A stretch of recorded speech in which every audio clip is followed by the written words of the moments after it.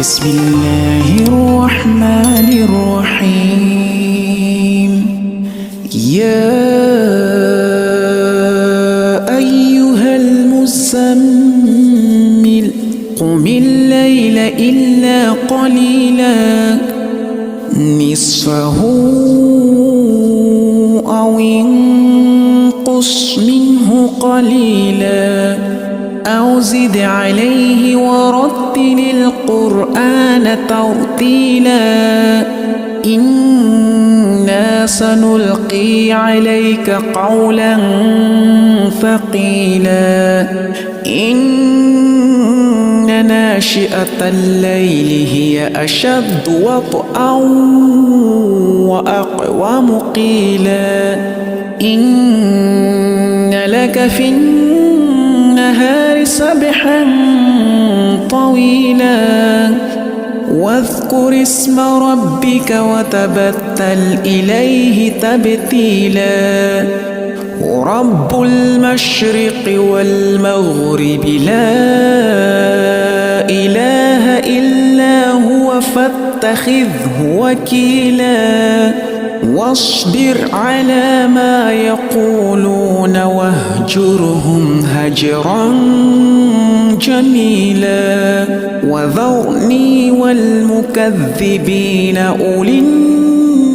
النعمة ومهلهم قليلا إن لدينا أنكالا وجحيما وطعاما ذا غصة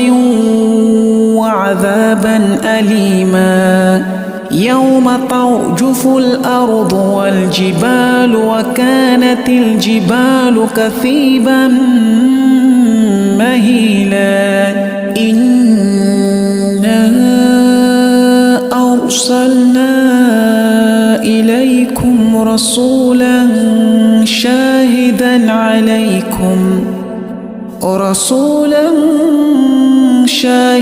عليكم كما أرسلنا إلى فرعون رسولا فعصى فرعون الرسول فأخذناه أخذا وبيلا فكيف تتقون إن كفرتم يوما يجعل الولدان شيبا السماء منفطر به كان وعده مفعولا إن هذه تذكرة فمن شاء اتخذ إلى ربه سبيلا